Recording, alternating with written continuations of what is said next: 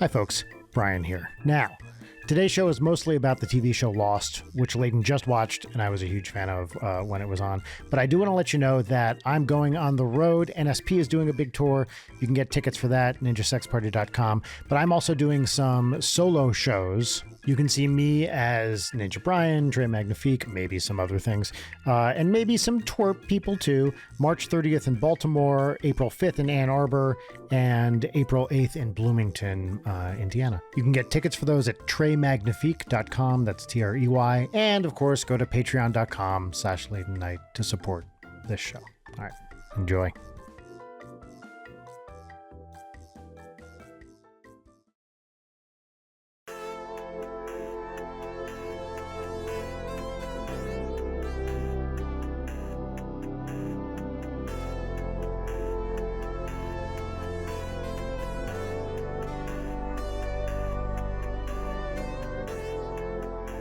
Previously on Leighton. Yeah, can you do it? I can't previously on Lost. What would we, if we had a previously on this show, what would it be? That's a good question. It would be like one out of context line. Just something insane. Like, and then I drank the piss. Yeah. And then we do a whooshing sound. Whoosh. You know what would be great? Can you make like the Lost title font, Leighton Night? Brian, you know that I'm already planning on doing that for this episode. That is so easy. I'm going to pop in Blender and it's going to take me 10 minutes. So obviously I will be doing that. Do we know the font? Is that, I mean, it seems pretty generic. It's like, the font. It's not Arial, but it's somewhere in the vicinity. I can figure it out. But before we get into the main It's not topic Arial. It's like Areola. Speaking of things that age you, Brian. Yeah. Prior to recording, Brian was speaking about potentially growing out his beard, which I'm all in favor of. Are you pro beard in general? Not in general, but I think that, you know, my phone will give me like memories and it'll be you and Audrey from mid-pandemic and you have a bit of a beard going. And it's like, okay, that's a look. That's good. I honestly can't tell if I like it or not. I mean, it's pretty, I know because I set the trimmer. It's at 3 millimeters right now, dick length. And so I've decided, thank you. And so I know exactly where it is. I have a stubble trimmer and it goes exactly to, I think it's 4.5 millimeters is the longest this particular thing gets. But yeah. Rachel encouraged me to grow it out, quote, just to see what would happen. I'm with Rachel on this because it is reading very gray where it's is right gray. Now. And I want to see Brian in his Santa beard era. Go full Jack Black. Yeah, I could probably think of a better, like, who plays the dad in Get Out? That guy who's also in Bradley Whitford. Yeah, do that and get like your glasses on. I think that's a look. With the big chunky black glasses and a beard, yes. But okay, so you know I am on the edge of 50. Now I feel like this is something men in their 50s often do, where they are suddenly like, "Fuck it," and grow a big honking gray beard. And do I want to? There's an animal cruising around your floor. It's kind of a stereotype. Also, I have to fit it under a mask, and I have a look for Trey Magnifique that I have to. Do you have to be clean shaven for Trey? Because you're already wearing a white suit. If you had a white beard with it, that would be kind of maybe based. I guess I could try it. Why not? Yeah. See what would happen. You have an option as someone who can grow facial hair. Yeah. You have an option as somebody who can grow facial hair to just like really go nuts with it. This is not an option that I have. So I want to live vicariously through watching you get into beard oils. Well, I've showed you the stages of terrible mustaches, right? Yes. I did. Yes. The handlebar. Pretty good. Well, and the John Waters. The pencil. Yes. Yeah. I feel like men of a certain age reach a point where they can like choose where to spec out on the skill tree. And one of them is like mustaches, another one is big beard, another one is statement glasses, but then statement glasses branches off into like weird Elton John tortoiseshell zone, or or like bright color, like red. Yeah, or like right. pince-nez, like Michael Emerson, teeny little round glasses. I don't know. I think you're in an exciting era. Yeah, it is. And I will say a nice like gray beard can look really great on a person and kind of badass. I don't think I could ever look badass exactly, but Well, you're never going to know if you don't try. it's true. Yeah. I will say here's the problem with a beard.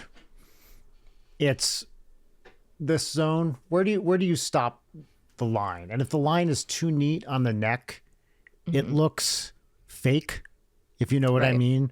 Like if you really cut it off, you kind of have to do a fade, but how do you I can't do that. You know, I'm not a professional, but if you just don't tell me what you can't do, Brian. But you know what I mean? When you see a beard and it's got like a weird neckline, it's kind of fatal to the beard, no matter how the rest of it looks, right? I guess, or I will just have fuel to call you a neckbeard. What about like a Fahey style goatee? You would need to tan to get lobster red to pull that off, I think. Lobster red, start only wearing, and I have my share of these like Hawaiian shirts, you know, that are unbuttoned almost all the way, right? Yeah. Down, maybe and the then final button. Like an overgrown lawn level of chest hair. Well, that I can already help you with because that's where I live. You could get a Lapidus look going. I think I could actually. We could. So I guess welcome to Late Night with Brian Wecht. This is white text on a black screen moving slowly towards you as ambient whooshing happens. I've finished Lost, and that's what we're probably going to spend most of the time talking about today. If I have my druthers. So if you don't want spoilers for a 20-year-old show, get out of here. Yeah, you've been warned. We're talking about it. We watched the series finale together with Jory and several other episodes. We talked about Lost on the show last week with Jay Novella, and we're going to fucking talk about it again now. And there was a lingering question of if I would be into seasons 5 and 6, considering the places that it goes. And the answer is yes, of course I was. And it's also a great show. I had to mute myself on Discord for the back half of the finale because I was sobbing. I thought I heard you crying at one point. Oh no, yeah, I was definitely like, I reached a point where I had to mute because I was wailing. And then got very paranoid that I wasn't muted. But no, I was like louder than the show at a certain point. Completely worked for me. What a great show. Holy shit. But yeah, Beard. Brian Beard. Everyone else harass Brian into Beard. We'll see. Well, that might actually cause the opposite reaction, right? Now, if you push me too much on it, then I'm not going to do it because you can't tell me what to do. But if you push just enough, then I might. Okay. Everyone, reverse psychology. Tell Brian to remove every follicle of hair from his head. Oh, I like that. Brian era. Yeah. I did when was it? I guess it was pandemic that I went real short on the hair. So I will say, okay, here's a Lost thing. The Matthew Fox haircut, where it's like so fucking short. It's like Adam Sandler level short, right? I was always curious, could I pull that look off where it's like real fucking short? And I think I tried it during the pandemic and the answer was no. I cannot pull that look off. I feel like it's a certain type of head that works for, and I feel like it's it a did head not shape. work for me. Yeah, I think so. Yeah, and I don't think removing I have it. hair from the equation really reveals your head shape. Also, one of the many flaws of the show, the worst wigs I've ever seen consistently. Holy shit. See, I'm bad at noticing these things, so give examples, please.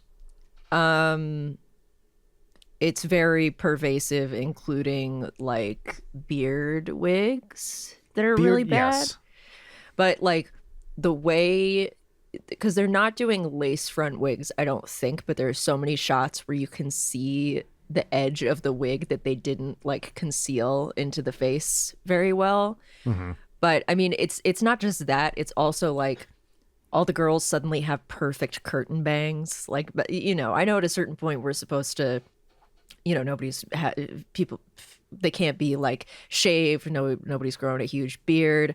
But like, especially Shannon in season 1, I mean, she has that flat iron mid 2000s look down, which I guess for her character, it would be kind of believable that all she's doing is trying to maintain the look. But I wonder how much of this is an artifact of this was never meant to be in HD, do you think? I'm curious, especially because, as you may have noticed, the title sequence gets like really weirdly pixelated in a way that seems not intentional. And also with my phone, I have watched, this is going to scandalize you, I've watched a lot of this on the inner screen of my phone. That's fine. I think Lost is fine to watch on a phone. Well, like, because when you, on streaming, when you know, zoom in, it kind of creates a perfect little 4:3. So I experimented a bit with that and it works. And is it 4:3? Wait, what's it shot in? I don't know. It's not 4:3, is it? No. No, but to emulate, this is being watched on a CRT. Right. Yeah, I don't know where to begin. This morning I've been reading, I found a bunch of the scripts on Internet Archive, which have been very interesting. It's fascinating that nobody ever says fuck in the show, but the scripts, there are fucks in them constantly in terms of the action. I think the shot where Shannon is screaming among the wreckage is like all caps. This woman is screaming like a motherfucker. Like, they're all kind of written like that, which I appreciate. Aside, I love it when the non-dialogue part of a script, either the stage directions or what have you, get kind of cheeky. Oh, then you would love these because great. It's pure cheek. I think the one for Man Behind the Curtain, which is like the first Ben flashback episode, there's a bit where it goes back to the people on the beach and it's like, hey, remember these yahoos on a beach? They're still here. Yeah, it seems like most of the people involved in the show had a pretty good sense of humor about the whole thing. Yes, yeah. So you experienced watching this show live. I'm curious about your perspective. Where were you and what were you doing 20 years ago when this was airing? And what were your general thoughts and feelings on it? Well, let's see. So 20 years ago, I was 29 when this came out. An interesting fact. I'm not even that old. I was going to say older than you currently are. That's right. I was on a work call with a couple people the other day, and I was like, wait a minute. And I'm older than both of them. And they're approximately your age. And I was like, wait, I'm more than an adult older than both of you. And I thought this framing was interesting. Like, I am more than one adult. I am more than 18 years old, older than you. Yeah. So I was in Boston at the time. I was a postdoc. It was my first postdoc at MIT, and I was sharing an apartment in Cambridge, Mass, with a friend, an old college friend. And it was, I remember the show came out, and I didn't watch the first season when it aired, but had read reviews of it. And then when they, I think, reran them over that summer, then I watched it. And I was like, fuck, this is great. I remember reading, I think it was a Heather Havrilesky review where she was reviewing the show, and in response to Matthew Fox, she used the phrase, "God love a hot doctor," which has always stuck with me, for the past 20 years.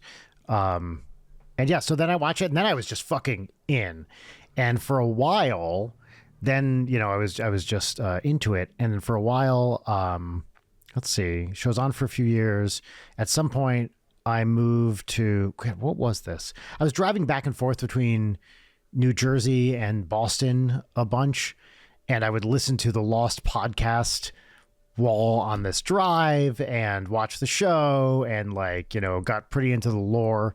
And I guess, what year did it finish? 2010? 2010, I think. Yeah, so then I was in, where was I? I guess I was in depending on when in 2010 that was, like Michigan or New Jersey. And I was doing a lot of traveling, and I would just watch the show and think about it a lot.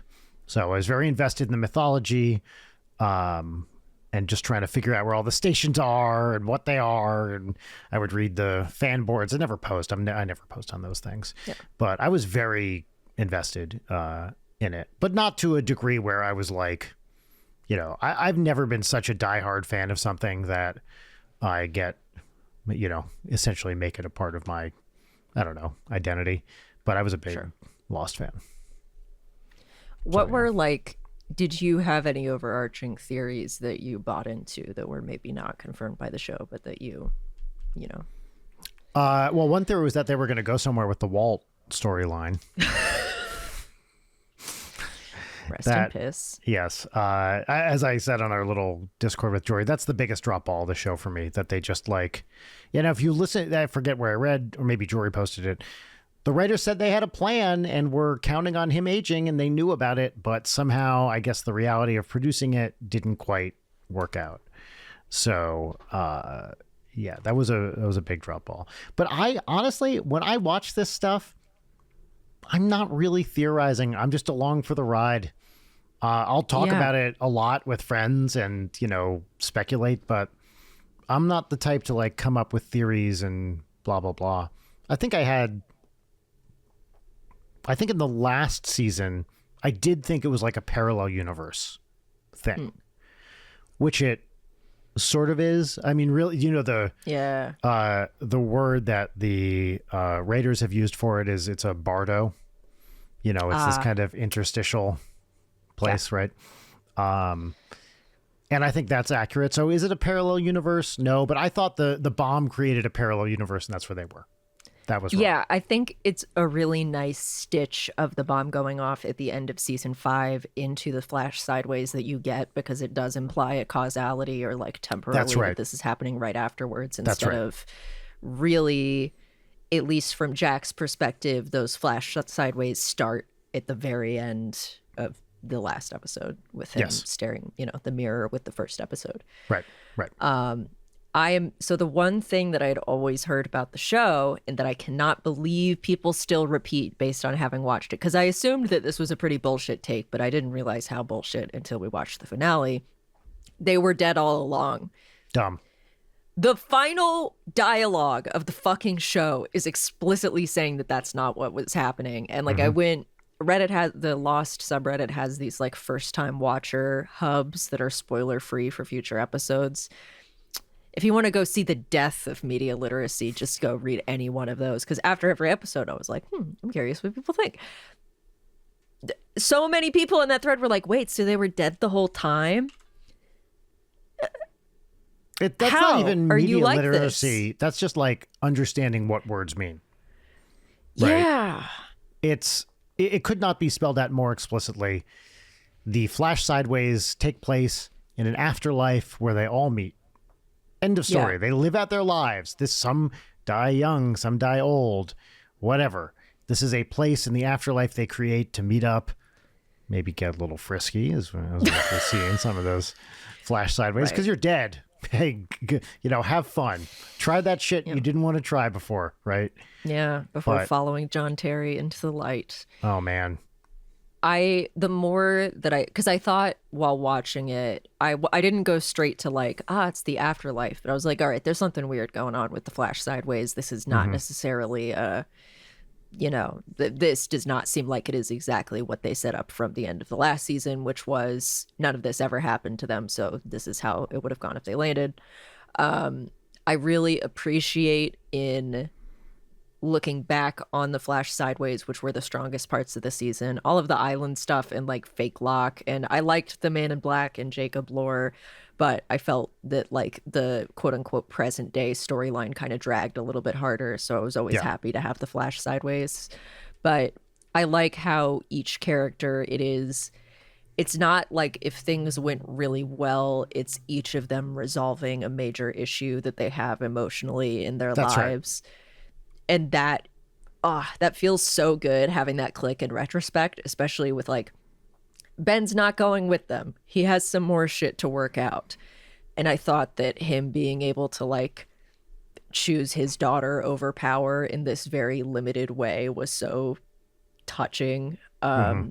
And I like that he's not with them. He's waiting and whew, Because I don't know if I'd say exactly unforgivable, but some of the stuff he does is pretty fucking bad. And more so than anyone. I mean, Locke in the final season isn't Locke anymore, so yeah, it's irrelevant. But which I also caught on to pretty early, like the fact that we do not see his body when he comes back, and also he is not acting like Locke. Right. And but I think, go ahead. I was gonna say Ben murdered everybody. Yeah. It's, his daughter getting killed, kind of 100% his fault. After stealing the baby from a woman, even though it's kind of revealed that, the choice was to kill her and the baby or just take the baby and let her live. Killing his own father, which, I don't know, kind of based of him. I love that scene. Like, that's a good scene. All this time I've had to put up with you. It's required a tremendous amount of patience. John Grease, baby. John, a fucking legend of an actor. What else is he in? Well, he's in The White Lotus, for one. Okay. He plays Jennifer Coolidge's. He is in a relationship with Jennifer Coolidge for part of the show. He's the guy, Laszlo Holyfeld, the man who lives in the closet in Real Genius. He's just been in, if you look up his IMDb, he's been in like everything for forever, 40 years or something. He's like a Jonathan Banks type where he's just like done everything forever. So it's awesome. And when he shows up as was it Roger? Is that Roger Linus? Yeah, Roger Workman. Yeah, Roger Workman. Fantastic. He's great. There's in season 5 when they have Saeed prisoner, which honestly, shocking that after 3 years, Sawyer and company don't have a plan for when they eventually show up, and then Saeed's just kind of stuck. And also, this is kind of the last that we get of the real Saeed, which is him shooting a child. Yeah. Based. But the scene where young Ben is bringing Saeed food. Look, from the first episode of the show, we've said that we endorse child murder. No, it's true. But where like Ben is bringing Saeed food and then his dad comes in and is like beating him up in front of Saeed. Great scene. Really good. Like, I don't know. I really liked season 5. I know that is a contentious season, but the vibes are immaculate. Here's a season 5 memory. You're asking where I was during this. So when the episode He's Our You came out, which was they take him to their torturer who's is it like Brad Dourif or somebody who plays their William, I can't remember. Anyway, they take Saeed to the others resident torture guy.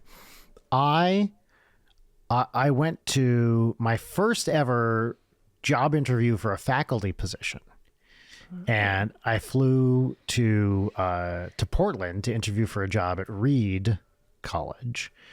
And I remember landing. I had to give a talk. This is the first ever interview, like application where I'd been shortlisted and flown out, and I obviously didn't end up getting this job, but I remember being in the hotel in Portland, in downtown Portland, and trying to fucking watch this episode on hotel Wi-Fi and being completely unsuccessful. It would go for like 2 seconds, then stop, and I was so invested in the show that it was like that's agonizing. And this is like, this is whenever that was, 2009, 2010, something like that, whenever episode 5 aired. Season 5. And, streaming wasn't quite a thing. You could I remember buying shows on the Apple, like basically on iTunes, so I could download them and watch them. It was like a lot harder to watch stuff on the internet then. I used to do that with episodes of The Office, to watch them on my little tiny iPod Nano. I still have, if I look through my iTunes library, I still have the shows that I bought to watch, when I was traveling or whatever. Yeah, because like in that era, you could do that. You could rent it from Blockbuster or rent it from the library, which was always the cooler, more fun way if you had patience to wait for it. Yep. Or when Netflix still mailed you DVDs. I bought a couple of maybe the first 3 seasons on DVD. Solid investment. And I don't have them anymore, so I can't remember if I must have gotten them cheap or something like that, or just didn't want them. But I definitely were they lost? Oh yeah. I think I bought them at like some of them were probably at a record store in Princeton called the Princeton Record Exchange, aka P-Rex, which is a great record store. I'm not even sure it's still there, but it probably is because it's legendary. Yeah. That's a good time and place. I liked that episode, and also I like that the example of "he's are you" is just I'm going to give you drugs, and then Yes. you're going to say the truth that we're just going to think that we gave you too many drugs because you're talking about being from the future. I remember that episode being a little bit anticlimactic, but I could be wrong. I have to look up the guy because as soon as I see it, I'm going to be like, oh yeah, that guy. One moment. Who played that guy? He's Are You. There it is. Episode 10, season 5. All cast. You have to scroll past the 40 people in the regular cast first. Okay, we're getting there. We're so close. Oh, you know what? I was going to fucking say it, and I would have been right. William Sanderson. That's it. Great pull. I would not have been able to do that. I did say William, if you remember. But he's Farnham on Deadwood. Okay, a show I've never watched. Another, I believe you. like everyone on that show, a legendary character actor who's been in literally everything. Yeah. Lance Reddick being there for 3 episodes? Great. Yeah, same with Fisher Stevens. It's like, okay, we're going to bring him in for like an episode and a half. And I like that they bring him Cool. back for the Flash Sideways. Like, you skinny-necked fuck. I'm glad to see you. Love Fisher Stevens. Such a weirdo. Brian, you would fucking love Succession. I promise you. I know. I got to say, Now keep that I've meaning watched to. Lost, and now that Kieran Culkin has won an Oscar? Question mark. Did you watch the Oscars? No, of course not. I didn't watch the On Cinema Oscar special either. What a flop. Did you follow anything with the Oscars? No, I know Honora won. Honora won. Sean Baker was first person to win 4 Oscars for the same movie. Damn. Yeah. Okay, So good for him. best, what was it? It was Best Picture, which I think he won because he's a producer. Best Director. Best Editor, like film editing and writing. Wow. Isn't that crazy? Damn. What an accomplishment. Yeah. Anyway, that's irrelevant bullshit. Time to talk about this show from 20 years ago. I don't know. I feel like people might appreciate a little bit of Oscar comedy. It's timely. I haven't seen A little? any of the movies. We watched Heretic. I feel like that was my. Was my that even one. this year? No, probably not. What was Yeah, it? I saw the Substance, which we've talked about enough. And maybe one for makeup, I think, but nothing else. I did watch. Did I tell you? I know we'll get back to Lost in a second. I watched the final scene of The Substance. I looked at it because I had heard how nuts it was, and based on that final scene, I was like, I think I did like when the blob shits out a boob. I thought that was fun. I was like, I think I'd hate this movie. because you were grossed out or because you were annoyed by it? Because I was annoyed by it.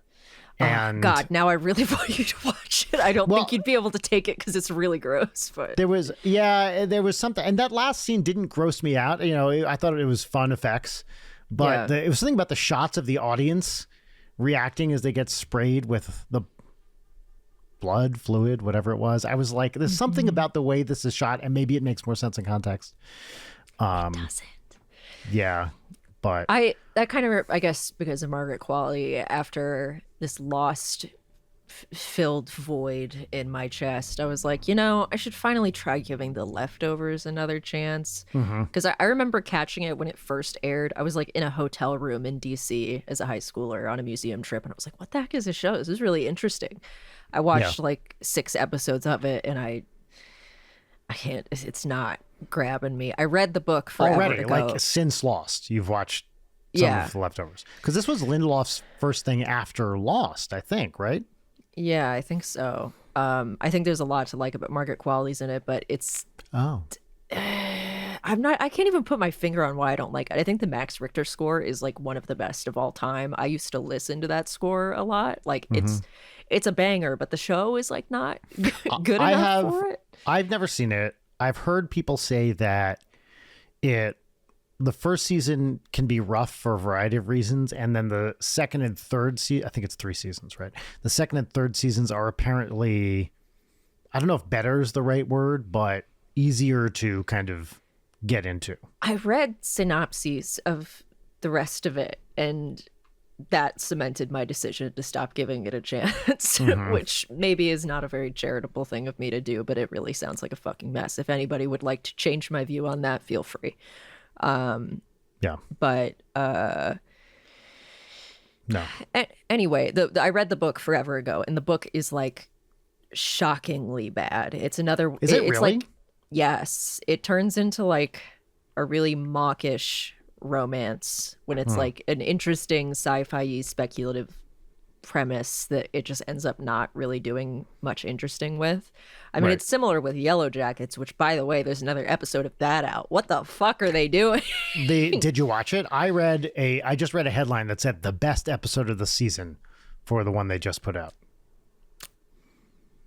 Well, I didn't watch it yet, but I read the synopses and everything about it because some major plot things happen in it, and that's the best episode of the season. I don't know. It was one it's one a review I fucking saw. wreck. I cannot look away.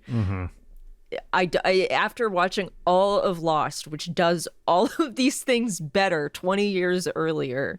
Like, you gotta iterate. You cannot do the make your own kind of music drop when you're aping Lost so hard and failing so consistently. That's not like a cute nod. That's just like, develop your own identity, dumbass. I was going to add, with respect to the mawkish thing, I was very curious if getting into that last episode, if it would be too corny for you or totally work. And it totally worked. It totally worked, and I'm shocked by that because you know me and my tastes for things. This is why I'm asking. Yeah, I even as I was watching it crying, some part of my brain was like, "This is really corny," but you know, you spend 6 seasons watching all of this, and it's such a beautiful, moving. Yeah, like, to be clear to people who haven't watched the show. I wasn't crying because it was sad. I was crying because it's like very beautiful and touching. And I think that's a thing that I picked up early when I was messaging you and Jory as I was watching through the first season I was very surprised by how sweet the show can be, because that's not a thing that you really hear about Lost, but like it's incredibly touching for most of the show in a way that doesn't feel saccharine, and then it all kind of comes back around in that finale. Like, go ahead.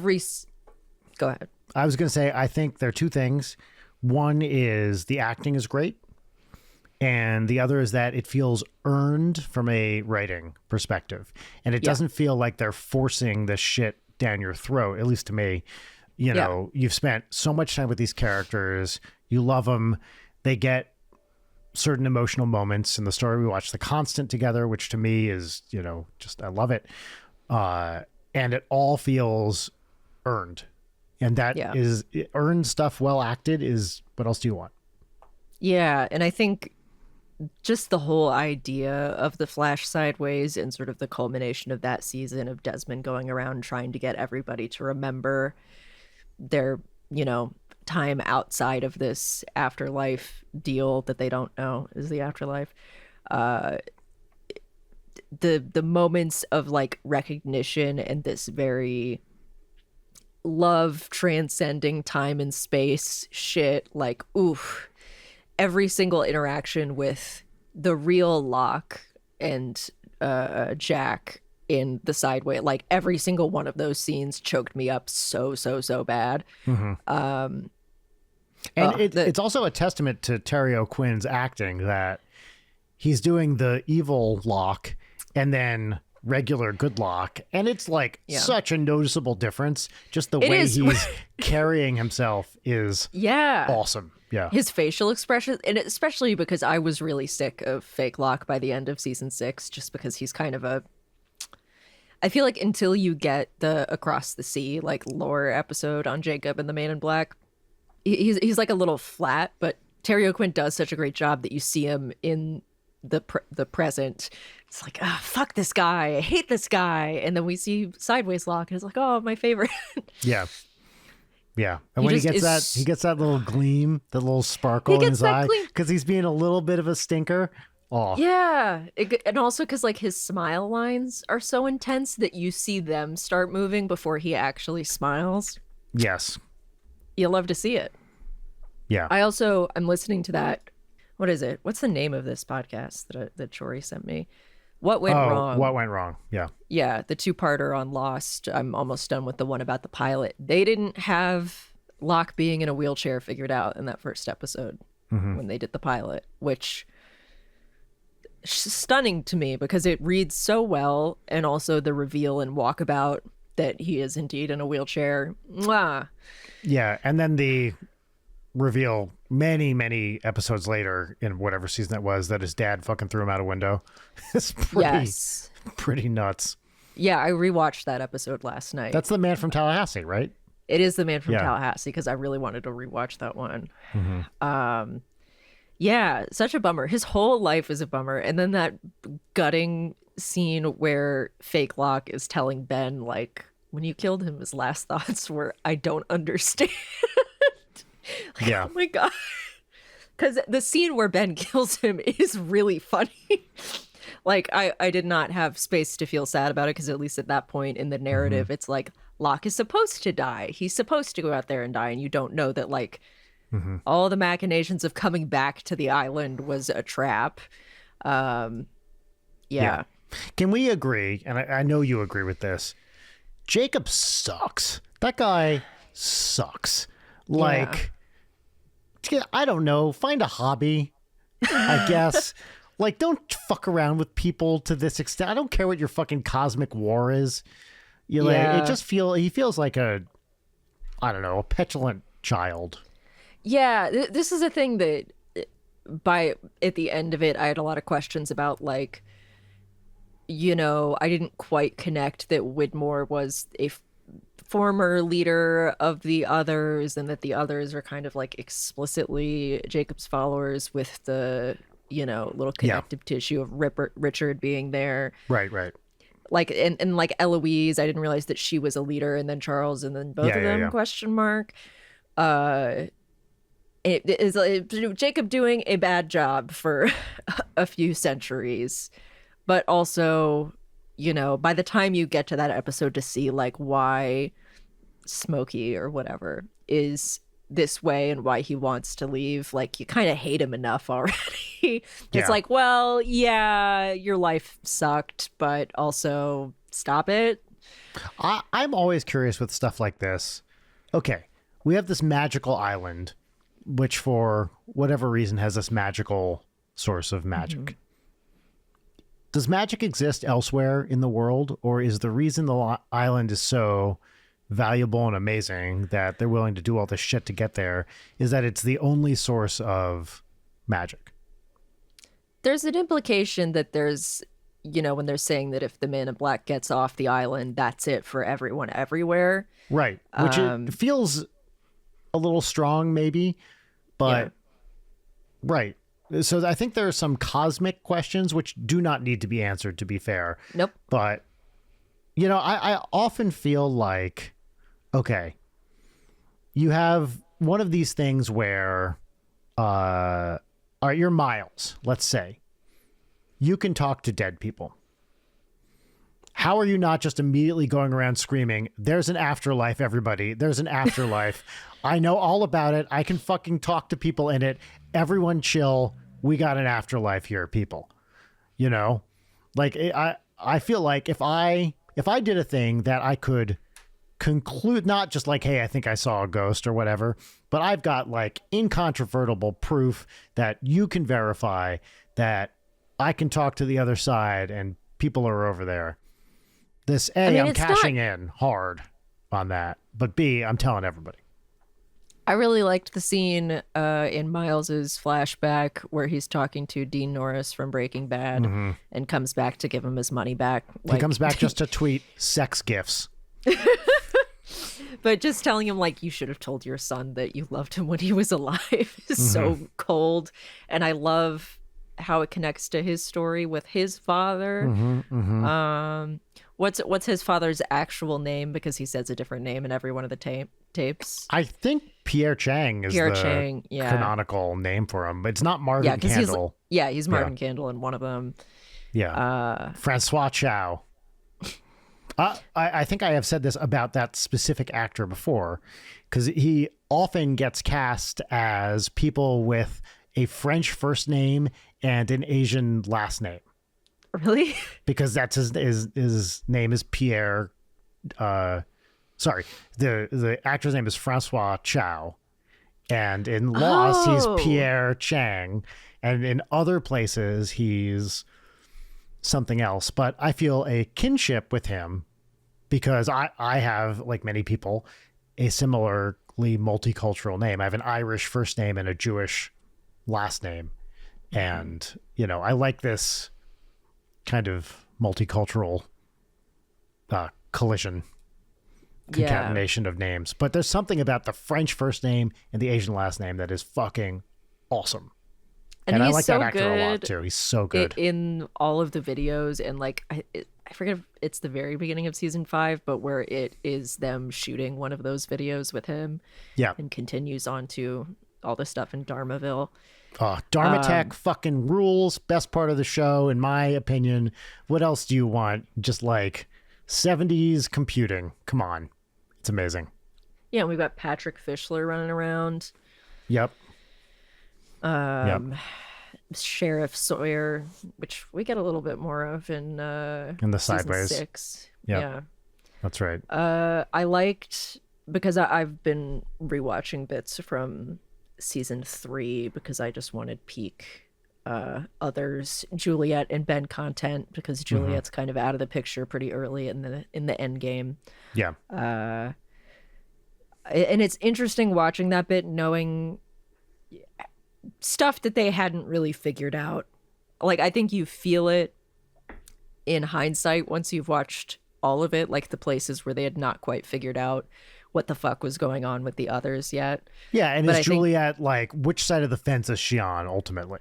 Right. That one feels pretty intentional for her, at least, because I think that her backstory episodes are pretty wholly sympathetic, especially once you get to the second one where, like, Ben's fucking obsessed with her and makes sure Goodwin dies and then rubs it in. But yeah, I like that the first encounters with the others are really good. Like Ethan. William Mapother, however you say his name. He's so creepy looking. So creepy looking. Another great character actor, shows up in everything. Yep. But like the first time, I forget what, I think it was probably season 2. Do you know the name? His name is Ethan Rom, which is an anagram of other man. That's goofy. That shit drives me nuts. Where, like, that's the kind of thing where I'm like, calm down, writers. You were so excited. But yeah, we're like, Jack gets the shit kicked out of him and he's like, if you keep following me, I will kill one of them. And then when you get the flashback of what happened to Claire when she got kidnapped, which is kind of the first reveal that the others are technologically advanced. Right. That shit is so good. And I am watching all of this show. I want to know how much writers of Fallout New Vegas, and particularly Fallout 4, were into Lost, because straight up the plot of Fallout 4 is the baby napping to a mysterious to a mysterious, like, more advanced society. That is indeed the plot of Fallout 4, but done poorly. You mentioned, let's see. What are some things you didn't like? What are things about that I the didn't show? like? You didn't, maybe not the best writing of women. throughout? No, and that sucks because I don't like it when a show makes me feel like a misogynist where I just hate all of the women. And it's like because they're so much more thinly written than Yeah. the men, and all of their stories are either pregnant or man in my life. Yeah. I really liked Juliet. Great character, great actor. Basically, everybody else. I mean, Kate is such a. The whole Sawyer, Kate, Jack, and then eventually Juliet love Annoying. parallelogram Eventually. is bullshit. It takes too much energy and goes on for too long. Yeah, and I think Evangeline Lilly is not a great actress. She had like basically no credits before Lost. She has her moments. It's just for as much as she gets given that's like very intense and being up against a bunch of other actors who are actually doing a good job. And then also just on rewatching the episodes that I've rewatched and also just like looking back at the episodes having seen everything, I like Jack a lot more in hindsight, where I was just so annoyed with him through the entire show. But I love when Matthew Fox, he's at his best when he's like losing his shit. 100%. When he like in season 3, when he's like, you know, in withdrawal, trying to get meds, like being a complete, or sorry, that's season 4, the end of season 3. That flash forward Jack where he's like on his last fucking leg. He does some really good stuff there.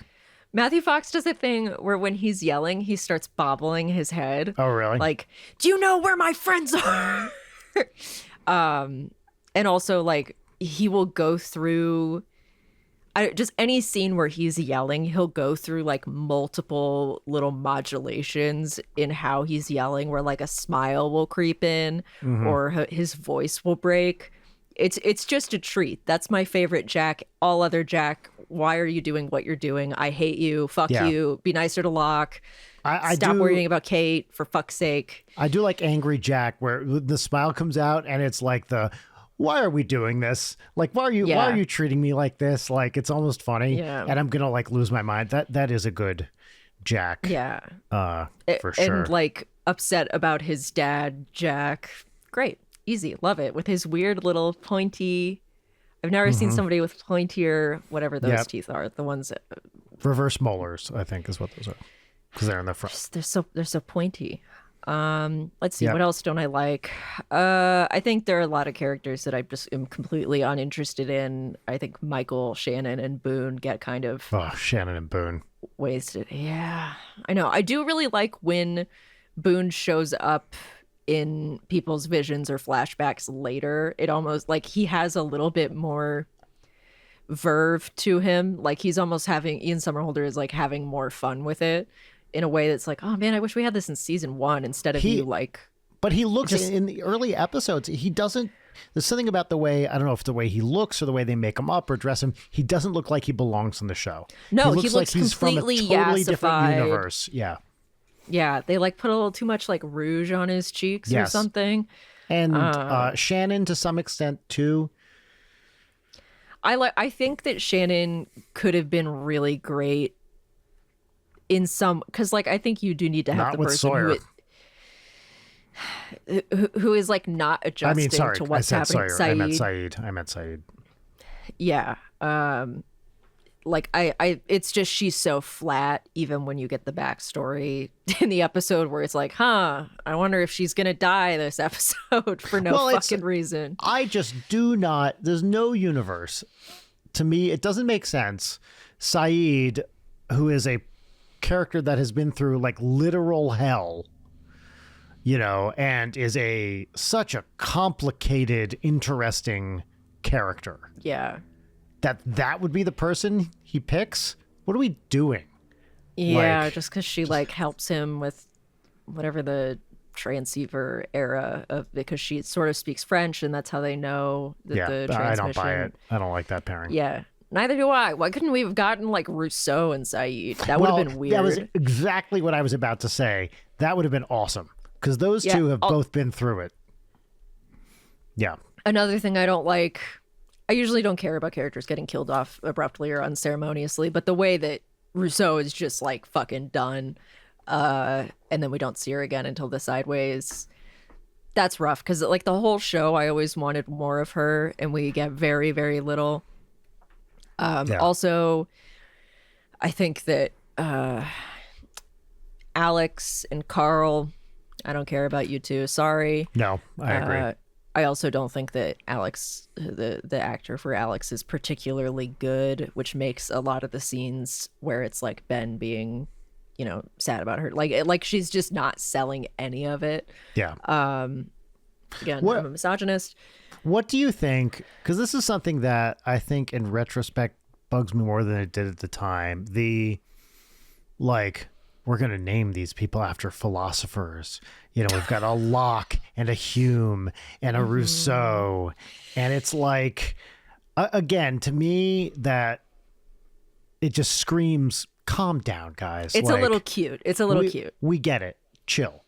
But the whole show is that to some extent, and I'm willing to excuse it in many other cases. So it doesn't really bug me that much, but I feel like it's a little over a line that they didn't need to cross.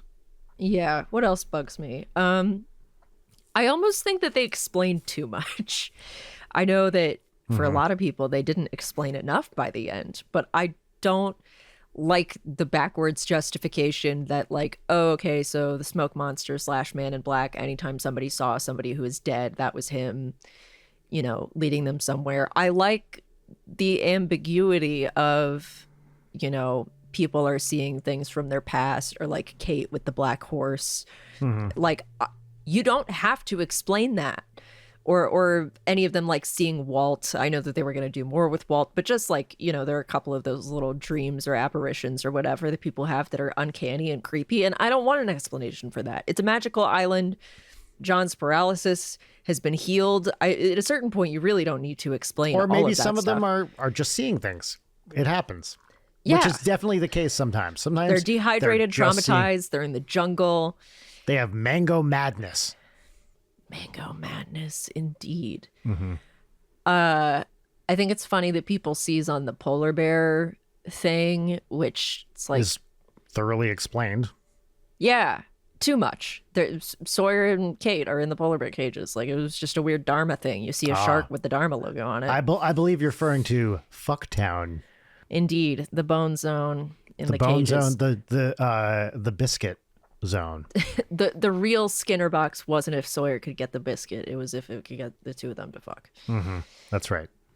I like that whole setup, like why they're on the animal experimentation Hydra Island and repurposing animal cages to keep humans there. Great. Yep. After the whole previous season Henry Gale saga, I like the way that the dynamic is flipped there. I love the this is why I bring up Follow New Vegas, the emergency surgery on leader of the bad guys who you have to help because they will die rapidly if you do not remove this tumor for them. And also Jack taking the surgery hostage, being like, just poked a hole in his kidney, help my friends get out of here or he's dead. Yes, I like that move. I would definitely, if I was a surgeon, I would 100% pull that shit. Yeah. Just for like, get me something from the vending machine level stuff. Yeah, if I knew bring that I could fix walkie-talkie. Yeah. But and also even in that saga where he's like, "Don't come back for me, run, Kate, don't do it," and then she's just screaming like, "No, I can't." Like, 99% of that show is people saying, "Don't do this," and then people doing it anyway. Yeah, and she comes back and it ruins everything. And then I do like the run of Locke constantly blowing things up for a while. And then it comes back when fake Locke does it. That was one, as I've said about the show, I feel like I'm able to turn off my brain for twists and stuff. But like the moment you introduce C4 on a plane and Locke is in the picture and like, oh, we're going to get on a submarine and it's fine. Oh, don't look at this conspicuous backpack. Yeah. Like, all right. Okay. Yep. I guess that's another thing I don't like. I think those 3 major character deaths happening because of a very easily avoidable thing that they should have seen coming doesn't quite work for me, but also I don't care that much because it's clear that like even before the reveal of the nature of the Flash Sideways, like death kind of feels sort of malleable on this show. It's not Yeah, and again, whenever you have a world in which they're doing flashbacks and flash forwards, and even before the flash sideways, like once you Yeah. once you admit the idea of flashbacks, no one's really dead. Like, Yeah, you're still gonna they can see him. fucking You see him walk in like through the next scene. Yeah, exactly. You know, it's not a huge deal. I think the thing that bums me about it is that like Saeed just gets ruined that last season for no discernible reason. I mean, he is one of my favorite characters on the show. He's clearly the smartest person there, By a mile. and it's such a relief anytime some bullshit is happening and Jack or Kate are like, yeah, and then Saeed's like, no, Yeah. they're lying, and here's why. And Yeah. here's what we do. Like, all right, this man is in control. He can fix stuff. He's always wet and he's gorgeous. Yes, looks great in a black tank. Oof. Yeah. And then they don't. It's like if what they were going for, because like part of it in the past, in the 70s, Saeed shoots child Ben.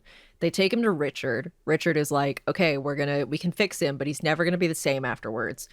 They put him in the water, presumably in the temple, right? That's healing. When they bring Saeed, who is dead, to the water in the temple with Dogen and his John Lennon translator, they're like, oh no, the water isn't clear. And so they put him in and he comes back wrong. And then Dogen wants to kill Saeed because that's the infection and it will spread or whatever. Yeah. But if the idea is that like, because clearly they're setting it up, like in the past, Saeed shot baby Ben to prevent him from becoming the Ben that they know in the present. But that's what caused it. Which is a recurring theme through the show. That's what the bomb did as well. The incident. Like, yeah. Yeah. But then why are the others at the temple upset and shocked that the water isn't clear, do it anyway, then he comes back wrong. But then we never like really see evidence of what is wrong with him after he comes back, because he like basically ends up not doing anything the whole season and then suddenly becomes himself again in the moments before he dies. Right. But it's said that the same thing happened to Claire, because that's the reference point that Dogen uses to explain to Jack why they are trying to kill Saeed after he got revived by the temple pool, because they're like, oh, there's like a darkness in her heart and it'll spread. But then also we meet feral wilderness Claire, and like, yeah, she kills one of the others, but like seems pretty normal otherwise. Not evil. Yeah. Again, she just like doesn't get much to do. Like I think the only indication is Saeed is like on. There's That's too the much going problem. on. We didn't need to introduce this. Either revive Saeed and he's normal, or don't. But I thought that it was compelling enough that as he was dying, he was so sure he was going to go to hell for everything that he did. And then he comes back. Like his entire arc through the show is super interesting and really compelling and complicated. And then it's just gone. And even in the prior to going back to Dharma, when he's like working for Ben and like killing people, he just kind of becomes like an assassin for a while. Yes. So like you just lose everything that's so great about him in the first couple of seasons. Like some of my favorite moments of the show are with him. Like where he's like rigging shit up and he's MacGyvering stuff and torturing people. Like I so that was a big of everybody on the island. He's the smartest, and he also has well, not everybody, but of the oceanic people, the most like real world fucked experience. And it's he's a great character and a great actor, and that they do him kind of dirty in the which sucks because they really could have used a smarter fucking person. Now I have a question. Have you read anything about, I forget if there's one or two, there's a Lost video game. I've seen stills of it, but I've not read much about it. Do you know about the Valenzetti equation? I'm aware of that as the origin of the numbers. That's right. Yeah, hold on. You're basically this show's Faraday. And you mentioned while we were watching The Constant, you were commenting on some of the writing math-wise and pointing out what looked real and what didn't. I'd love to hear your perspective after you tell me about this video game thing. Well, the only thing I was going to say is I believe I didn't play any of these, but yes, the numbers are like the solution to the Valenzetti equation, which is never explicitly mentioned in the show, but is hinted at as one of the things the Dharma Initiative is trying to do, is like change the parameters in the Valenzetti equation, you know, and somehow the numbers are related to this. So math wise on the show, if I'm recalling correctly, when they show a blackboard with Faraday's writing on it, I think that's pretty good math writing.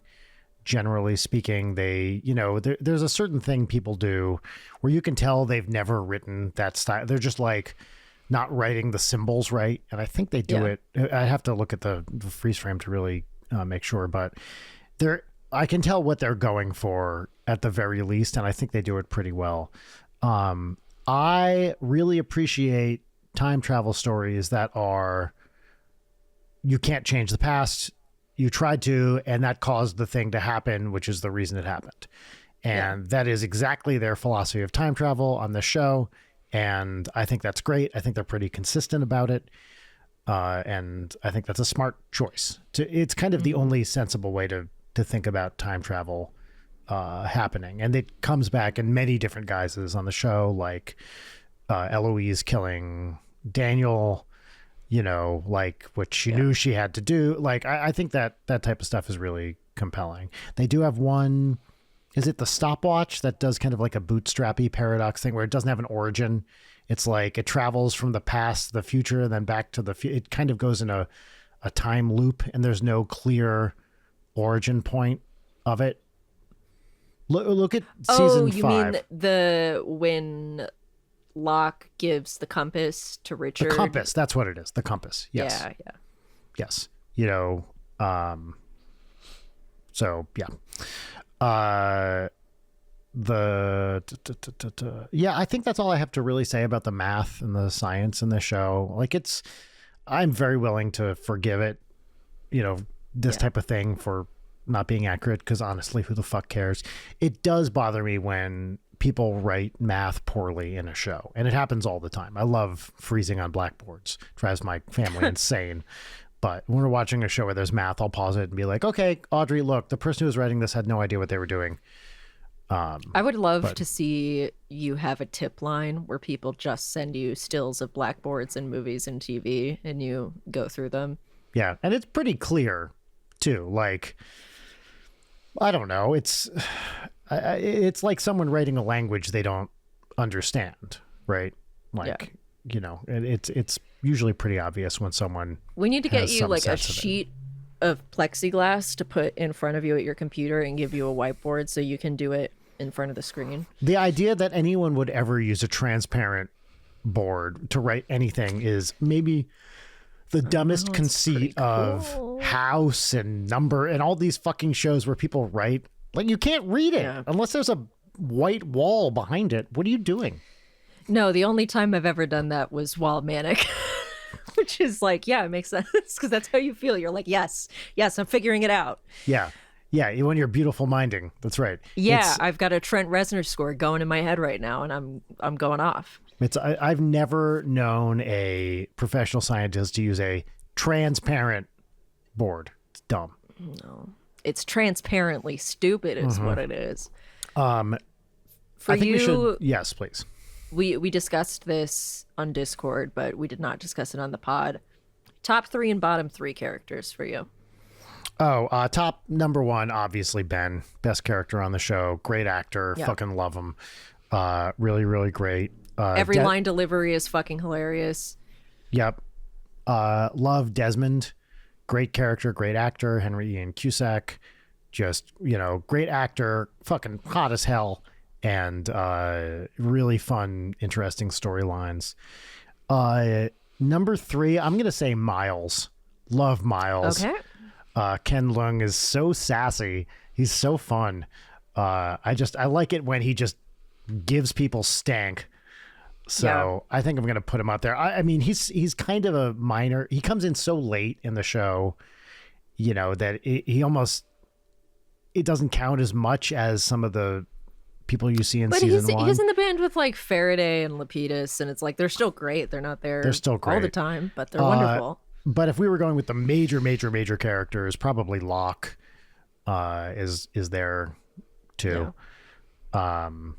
Bottom three, definitely Boone and Shannon, who I will count as one character because who the fuck cares? Yeah. Charlie, like the actor, annoying character, straight up irritating character. I really liked him in season 1, and then after that, by the time that he dies, it was like, you should have died a season ago. I cannot believe you made it this long. Yeah. Who are other characters I really didn't like? Ana Lucia. Yeah, unfortunately, yeah, not a great character. Just bad energy, you know. It's again where it's like, man, we have like a complex, interesting female character from the tail end of the flight who takes charge and does stuff. Like, please give me a major female character I can root for and not fucking hate. Because watching that whole season 2, it's like, I don't want to hate you as much as I do. I know, and I feel like so I'm hateable. regressing. She's so hateable. What about you? Top three, bottom Did you say three? 3? You said Boone, Shannon, and Charlie. Boone, Shannon, Charlie, and I guess Ana Lucia. I'm trying to think. If I had to pick someone who wasn't Ana Lucia, who would I pick? They're the minor Michael? characters. Like, Michael's a bad character. Another great actor, bad character. Yeah. The Bram and Alana type group. They don't really do like, who anything cares? for me. What are you doing? Kimi. Well, again, barely a character. Like, I mean, he has he stuff kills to do. Alex. He just stands out to me because anytime I see that guy, something about his face is so deeply unsettling to me that it makes me like uncomfortable to look at him. He gives, I think I said this when we were watching it, big Busey energy to me. Like watching him, it's like, oh, I don't know, like something's going on over here. And I was reading the Reddit threads about the episodes, and people were like, oh my God, he's so hot. Like, okay. What? I'm the last person in the world who should be casting aspersions about people finding other people hot, because I do find Michael Emerson, unfortunately, and I'm very confused by it, in this show, very hot. Meanwhile, Kimi makes my skin crawl. Like, from the nose up, okay, kind of normal. He has those weird teeth, and he has like a lip clit that moves weirdly when he talks. Do you know what I'm talking? He has like talking about, yeah. I don't like it. He skeeves me out. So I guess in that way, effective villain. That's right. That's why he's such a great.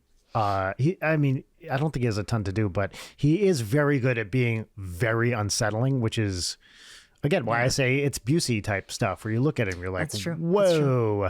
okay. He's just got one of those faces. Anyone else who's really off the deep end? And I guess there's a difference between like, I don't care about this character and Right. the narrative explicitly wants you to hate this character. Like, That's right. Michael's ex, Oh, yeah. Sharon or whatever, who's just like, I'm taking your son. See ya. Yeah. Like, I get his backstory. I get the way that he is how he is, but they just did him dirty narratively. Top character, Hurley's so great. Jorge Garcia rules. He's wonderful. Like, is just, there's something about that guy's just like energy, which is, it's very, I can't think of another actor like him that has that same sort of like chill, fun, kind, but Yeah. I people do like, he's not like a surfer guy, that kind of, but he calls everybody dude. It's just, I really like his energy on that show a lot. Yeah, and I like how much he shows much better leadership skills, or at least leadership soft skills, in a way that like the main, Jack and Kate's of it all like kind of miss. Like, I love the episode Yes. where he tricks Sawyer into being nice to everyone. Yes, that's a fun one. Yeah. And also, like, when he gets the van working, he's the one who's like, we need to golf because everyone's stressed out and we have nothing fun to do. Like, they're going to go crazy. We have to do something fun. Yeah. Which, ultimately, Island Protector. Yippee. You will do a better job than Jacob did. Very much audience surrogate in many, many Yeah. ways. But Especially I like him a with lot. Miles. Like, that combo really works. Yep. I feel like top 3, very similar to yours. Number one, Ben, easy. Sawyer is probably my number two, just because I love. I'm not sure the he'd be con in my man. top 5. I like Really? him. Yeah. I think I would maybe find the show way less bearable or enjoyable if I didn't like him, considering how central he is to that main triangle. And I'm gonna say Saeed is my number three. Oh yeah, I think I can see he'd be in my top 5 for sure. yeah, but I like Juliet a lot. I like Juliet's great. Yeah, she's really fun. I like how she can go from being so cold to so compassionate and sweet. Like, I think that the kind of oscillation of that character along those lines, like the scene where she does the ultrasound on Sun, which then the reveal at the end of the episode that she's leaving a tape for Ben about kidnapping them. Really Also, good. Of the women on the show, she's the one who just screams, "I'm fucking smart," more than anyone else. Yeah. Like, no, I'm not saying other people are dumb, but she is just like the way, I don't know, anything about Elizabeth Mitchell in real life, but the way she plays that character is like, oh, that's a genius right there. She's very, very smart. Yeah. She knows what she's doing. She's extremely capable.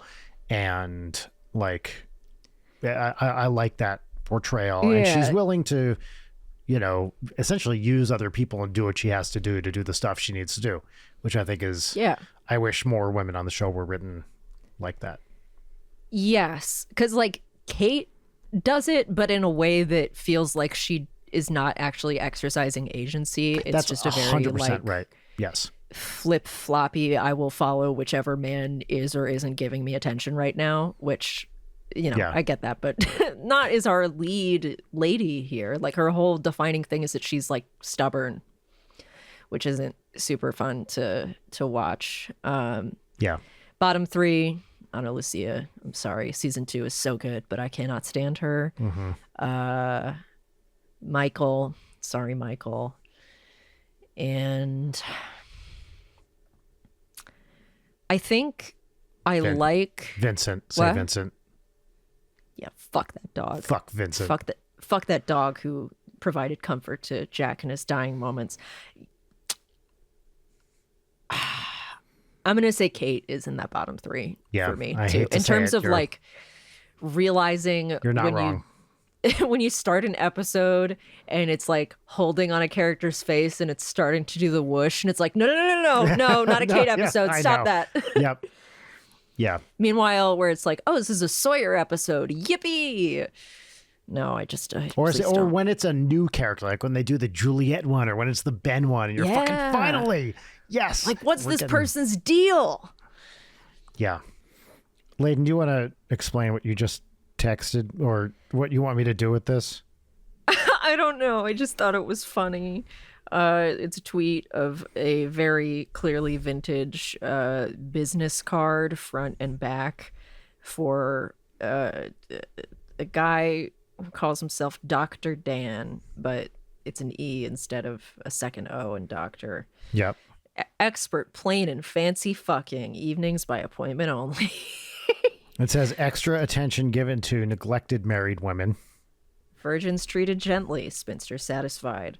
Widows a specialty. And then on the backside, there's a price list it's so wonderful. This is a good deal. For $22.50, dog fashion with barking and yelping. 25. Extra $25. Tongue bath 50. I just like the progression of womb stretch, tongue bath, muff dive. Now, I have to say the extra attention portion of this menu, those are some deals right there. It really is. Titty chewing is only $1.15, which 15 is amazing. I like the specificity of French kissing, parentheses, mouth, $2.75, parentheses, pussy, see muff dive. Mm-hmm. Yep. Vaseline if needed. $1.25. Widow's a specialty is the best part of the whole thing. Yeah, I agree. I like this a lot. Yeah. Cut rate to party of 6 or more. I mean, that's a steal. That's, I My dad taught me to recognize a good deal. That's a good deal. Anyone could, even if you don't approve of this sort of thing, you got to admit that's a steal.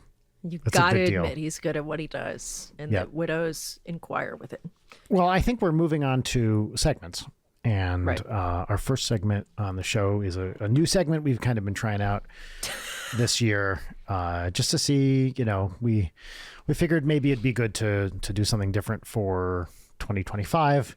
And this is our first episode we're recording in March. It's the first episode that's going to come out in March. And to just sort of mix things up, we decided to debut a new segment this year. And this is our pop culture recommendation segment. This is where you get to talk about some pop culture you've been enjoying recently, book, movie, video game, what have you. And the name of the segment is What's Poppin'? And the theme song goes here. What's poppin'? What's poppin'? Sorry, heard something outside. Is it a squirrel or a neighbor? Who knows? Or a smoke monster? Or a smoke monster, that's true. I'm sorry you had to see me like that. I like it when he says that. I really liked that. It's Yeah. so goofy, but Yeah. Layden, what's poppin'?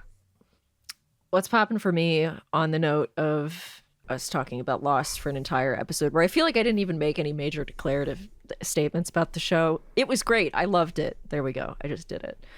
But what's popping for me is a YouTube channel called Mike's Mike. So Mike and then MIC, where it's in Australian, New Zealand, question mark. Oh, shit. Guy, but I want to recommend two of his videos specifically because he's done very long recaps of both season 1 and 2 of Lost with the promise of doing the other seasons. Oh, okay, cool. It is a very Zoomer brain rot take on them, and it's very funny and fun, and they're clearly like so well crafted. Like he has story charts for each episode.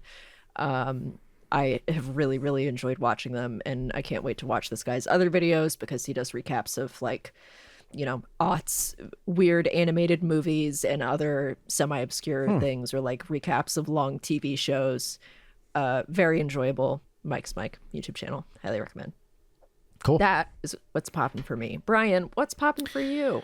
Well, what's popping for me, it's been kind of a movie week because of the Oscars. And, obviously shout out to Sean Baker for his many wins. But I was thinking about some of the filmmakers that, don't get the kind of recognition that they typically give at the Oscars. And you think, I think about me, I'm sort of a movie fan. And in particular, I really like, shall we say, adult entertainment. Like a Dr. Dan type Like a Dr. entertainment. Dan type of entertainment. So I just wanted to mention some of my favorite adult film directors that I think will never get recognition at the Oscars, but maybe deserve them because they're doing God's work. Unsung heroes. Unsung heroes. So I'm talking about people like Steven Spielberg, William Friedkin, Paul Thomas Slamderson, another guy that often gets confused with Paul Thomas Slamderson. That's P.P. Anderson, Uwe Ball, Martin Horsessi, Catherine Big and Low, a personal favorite of mine, Spike P. I like him a lot. And a similar filmmaker, Wes Anderson. You might have seen his film Tushmore, which is a pretty good one. Patty Jerkins, Titley Scott, kind of an old school one, Joseph L. Spankowitz,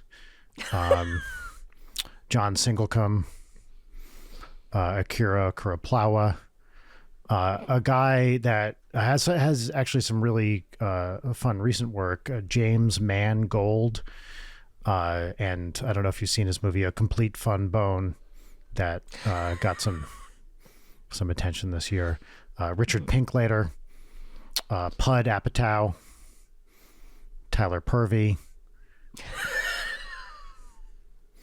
Gay Abrams, and He has a really, really great movie. It was pretty popular, actually. Super 8 Ass that I liked. Spank Fapra, Harold Anis, Taika Waititi, and you might have seen his movie Jojo Rabbit, but Rabbit like the vibrator. Kenneth Lonergan, Federico Fellatio, and I do want to shout out 8 and an Ass, which is a really good fellatio. Emerald A. Nell, Christopher Holland, Sam Raimi, Terrence Lick, Barry Wankins, Lucio Fulcheeks, and a father-daughter pair that I like, Francis Ford Coppola and Sofia Coppola. William Assel, Park Chan-fuck, Mike Fudge, who I like a lot. Now this is, she's kind of a newer director, Coralie Farge Eat Ass, who I think is really good at what she does. Ryan Kuchler, David O. Puzzle. First, you might have seen I Heart Fuckabees, which is a really solid movie. Toby Pooper, Ron Ploward, and a duo that works a lot together, Trey Porker and Matt Bone. They're really good. An old guy, but still one of the masters, Preston Splooges. Christopher Guest, Stephen Chow Down on that ass. Mike Dickholes, Gus Van Pants, David Rimcher. Again, sort of an older one, Ingmar Squirtman. And I think, this guy's, he's famously only going to make 10 adult films. Quentin Tarantino. Yep. You might have seen Paul Greenass's magnum opus, United 69, which I liked a lot. Todd Phil Lips. We talked about, well, enough said. Peter Jacksoff, Orson Balls, Howard Hawks Tua, Bong Joon-ho's, Jean-Luc Godard, a real personal favorite of mine, Clit Eatswood.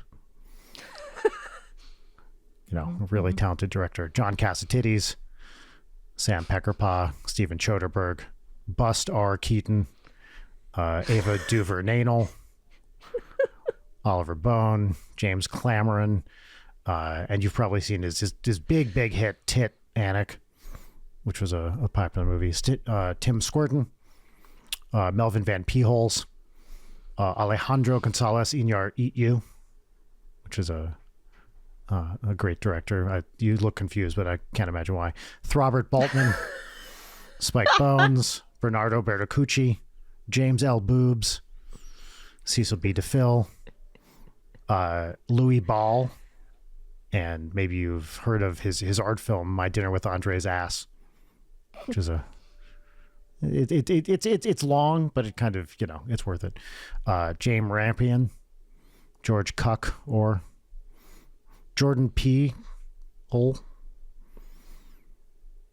Yep. Charlie Chaplin, John Boobman, Stanley Kubrick, and just two more.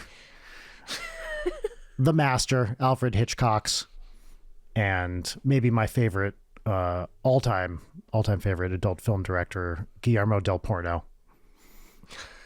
And I'd like to specifically shout out, of course, his movie Pants Labyrinth. So just a little recognition for, some auteurs. Wow. I don't know what to do with that. You're clearly a huge film lover. I would say a buff. I'm a film buff because that's also the state in which I watch them. Yeah. Yep, just me and my tub of fluid. How long have you been sitting on that list? You don't want to know what I'm sitting on right now, Clayton. I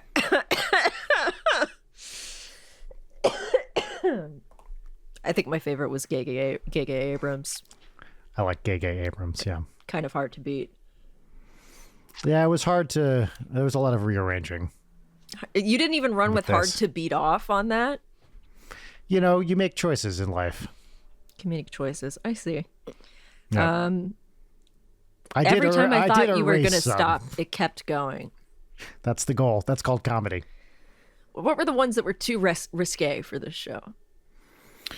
I debated with Lucio Fulci. But it wasn't that it was risque. I thought it would be funnier if it was full cheeks. Yeah. I don't know. Also, I think Fulci is funnier. Which is funnier? Sofia Gropala or Sofia Copperfilia? Yeah, see, it's a choice. They're both good. I think because you have Francis Ford and Sophia, you could have gone two different directions and just staggered them, but both are good. Copperfilia, not because it works, but because it's just tasteless. Mm-hmm. Oh, yeah. I might beg not to the disagree, way I do it. but yeah.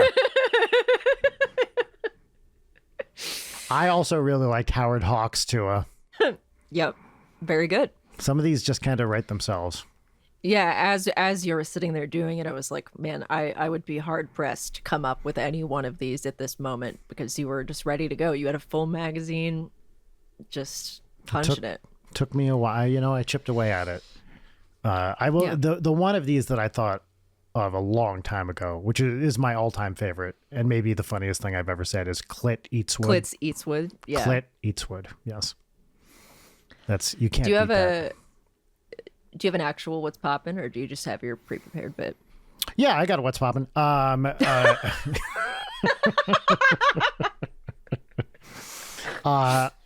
been playing Returnal, the game from a few years back, and it's fucking hard, but it's really fun. So that's my what's poppin' is Returnal. It's a time loop game.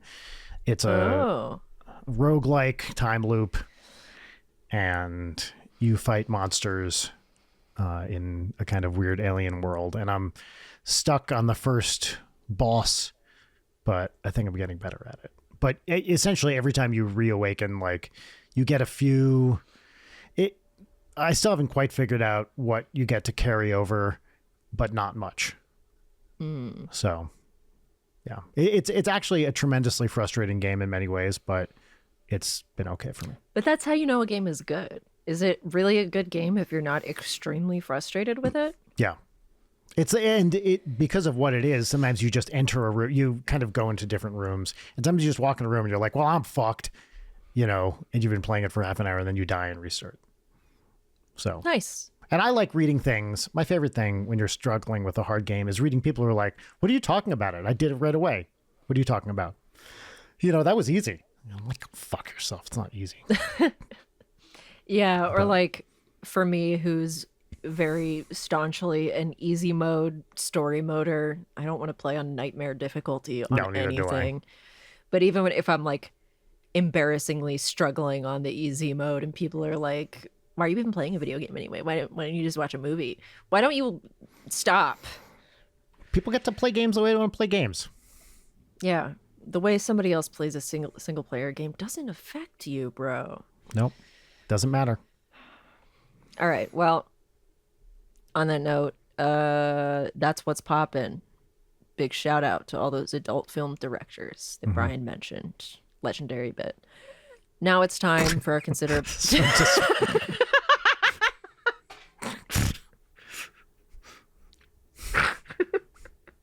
I love doing that so much. It's so funny.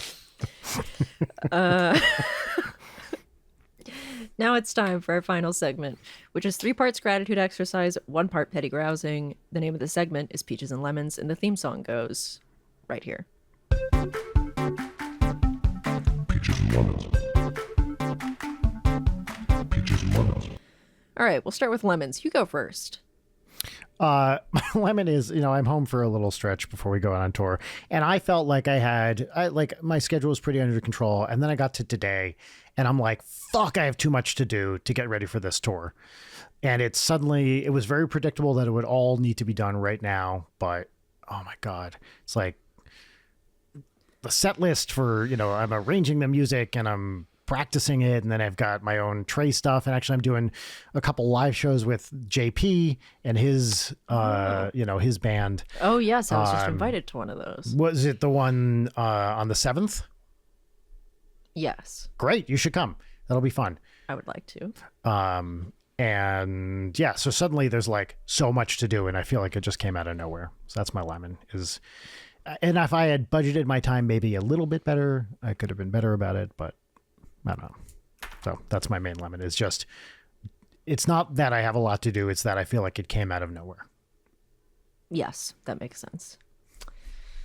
My lemon is that it was really windy yesterday and part of today. That in itself is fine, but based on what happened the last time, it was extremely windy. Mm-hmm. Now, all of yesterday, I was extremely on edge hearing the wind howling like, oh, please. Yeah. At least it was a little wet, so it was less of a fire concern, but still, it just kind of sent me back to early January. And then we had a nice little earthquake to cap it off. Did you feel that one? Not only did I feel it, rumble, rumble, rumble, because it was like at, I don't know, 10:30-ish last night. Rumble, rumble, rumble. Stomp, stomp, stomp, stomp, stomp, stomp, stomp. Mommy? Daddy? It's okay, honey. You're all right. And she was already having trouble going to sleep. Was that an earthquake? Yes, honey. We're okay. It's all right. It was really short, but it was really violent. Like, I feel like we don't get ones that go that hard. And epicenter was like near NoHo. Really? So it was like in the middle of, town. Yeah, it was like, I thought something exploded for a second before realizing we live in California. Yeah. Because like the low and slow ones where it's very gentle, if you're in bed when those happen, it's like, hell yeah, rock me to sleep, baby. That's right. Yep. But that one was definitely like me clutching onto maybe like, oh no, no, no, no. Yep. After a full day of wind. And you were awake. Oh yeah. Yeah. Because I was like, 10:30-ish. Yeah. Rachel and I were watching The Music Man. Wow. Mm-hmm. The Earth objected. Yep. Okay, now it's time for peaches, which are 3 things that are good. Oh, by the way, when you say windy, what do I think of when you say the word windy? And you know what the answer to this is, even if you don't know you do. I think of Dean Norris going, it's saying, how about a windy Wendy? I thought I was too Breaking Bad brained. Nope. I didn't want to say that. Yep. All right. Well, I guess I did know. See, I knew you knew. Yeah. I'll do mine peaches. First peach. I'm a big Milano's fan. The cookie. They have a new one, which is strawberry white chocolate. That is better than regular Milano's. Wow. They've Bold. innovated. I'm not a white chocolate person, but something about it, they're delicious. So if you see them at the store, highly recommend. They also have like a white chocolate and lemon and white chocolate and coconut, which both seem a little off, but the white chocolate and strawberry is a banger. Second peach, a really nice thing, because I love, in lieu of doom scrolling on socials, which I try not to do, I love finding a long form article or a PDF or whatever, and having the Galaxy Fold where I can open my phone up and then have like a really big version of it instead of like when you're trying to read a PDF on your phone and you're like scrolling. It's perfect. PDFs on the inner screen. That's the stuff. So that's my second peach. And then my third peach is, since I've gotten into fragrances, there's the way that fragrances react in different seasons, in different weather. You kind of get into a roster of what your cool weather and what your hot weather fragrances are. And I've been really enjoying my cool slate. weather, cold garbage. Hot weather, hot garbage. Yes. Well, it's appropriate because my favorite one is called I Am Trash. Really? Yeah, that's what I'm wearing right now. It's my Nice. favorite perfume. It's like a woodsy apple kind of fragrance, and it works really well in colder weather. So those are my peaches. That's great. What are your peaches? Peach number 1, Audrey had her first rock band concert yesterday, and it was very cute. And What were the songs? I'm a Believer. Originally, they're all covers by the Monkees. 8 Days a Week by the Beatles, and Island in the Sun by the Weezer. Wow. And let me just say this. This may be an unpopular opinion. Weezer is a bad band and they make bad music. I don't like their songs. I've listened to a bunch of them now, and I have yet to hear a Weezer song, original or cover, where I'm like, that's a good song. I don't get it with Weezer. I don't understand why people like them. Their music does less than nothing for me. This makes sense for you, but also I disagree. Yeah, many people do. They're very, very popular. I she was learning Island in the Sun. She did great. She, played and sang at the same time, played piano and sang. They wore sunglasses for that one. I'm watching kids put on sunglasses. It's cute. But last night I went to watch the original music video, and I was like, I hate the song. But we stayed for a bunch of the bands at this concert, and they're just cute. There's a band of 10-year-olds that was doing just like grunge songs, Aww. And it's like a lot of teenagers being on stage with almost, with maybe a couple exceptions, almost every kid playing that show had this face on while they were performing. Just like less than zero stage presence because they're just concentrating on doing the thing. And it was very cute. There's a certain face kids make when they're kind of doing something, which is just like totally blank, which I think is really cute. It's a very kid thing. That's peach number one. Peach number two is a month ago, Rachel sent me, she will often DM me on Instagram, like share videos with me via the Instagram DM. And she sent a really great video of frogs fighting, but set to wrestling commentary. And I responded to it with more videos exactly like this, please. And since then, she's been sending me multiple frog videos every day. Oh and God, I rules. love frog videos. Just weird little animals doing weird little animal stuff. I fell into a hole of baby alligator videos. Like find this one. When they're like lizard length. There was one that was like a gator doing the death roll that it does as an adult. That's so terrifying. But as a little fella, and they like cheep. Oh, that's cute. They make a little squawking noise. I'm going to see if I can find this one video because, here it is. Okay. Hold on. Are you going to be able to see this? Sure, why not? Unplug my phone.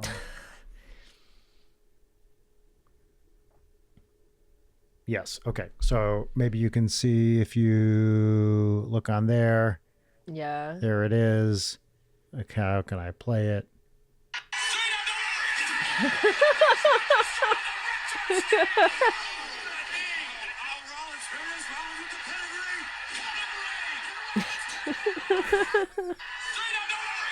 That's beautiful. It looped. I know. I'm just watching it again.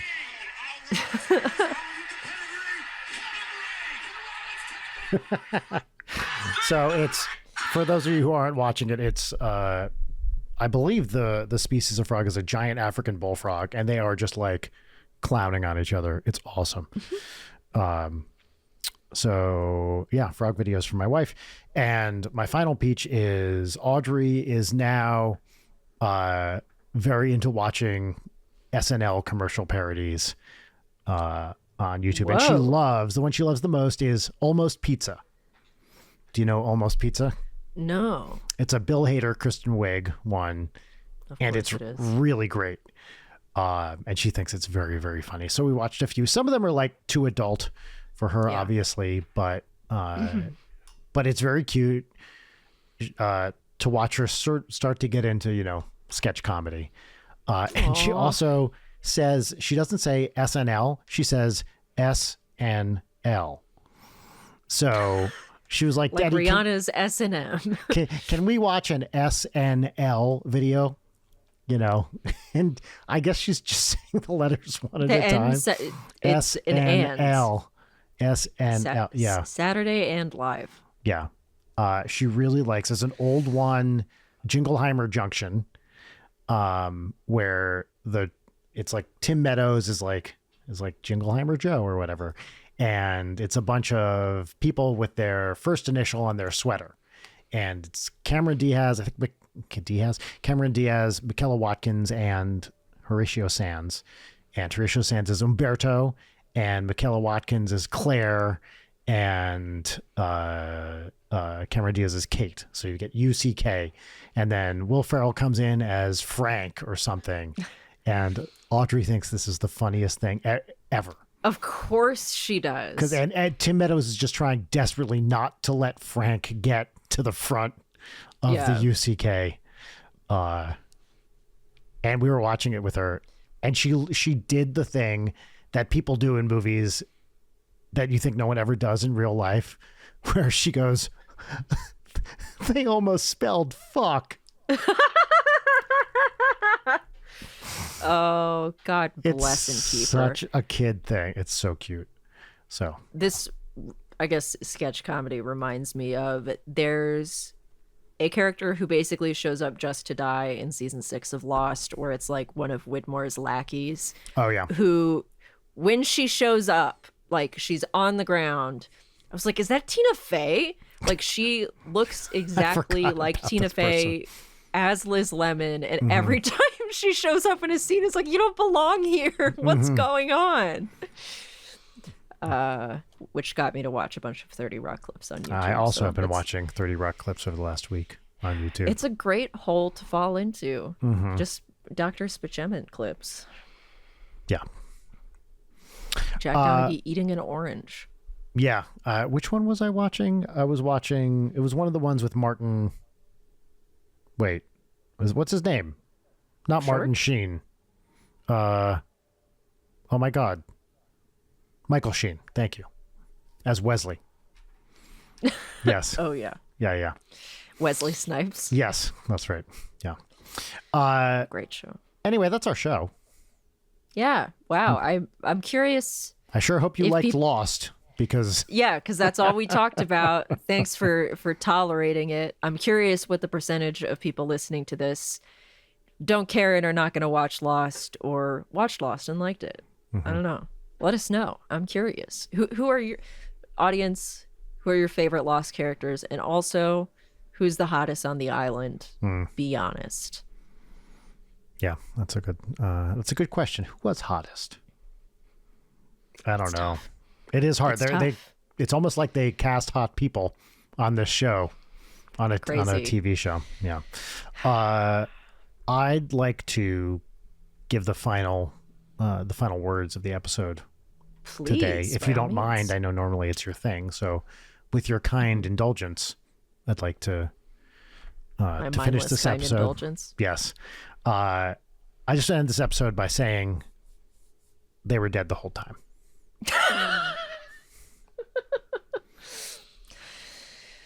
Goodbye, everybody. Bye.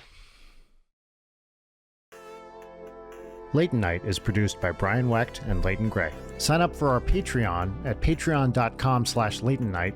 Follow us on Twitter at Leighton Night, on Instagram at Leighton_Night, or email us at leightonnight@gmail.com.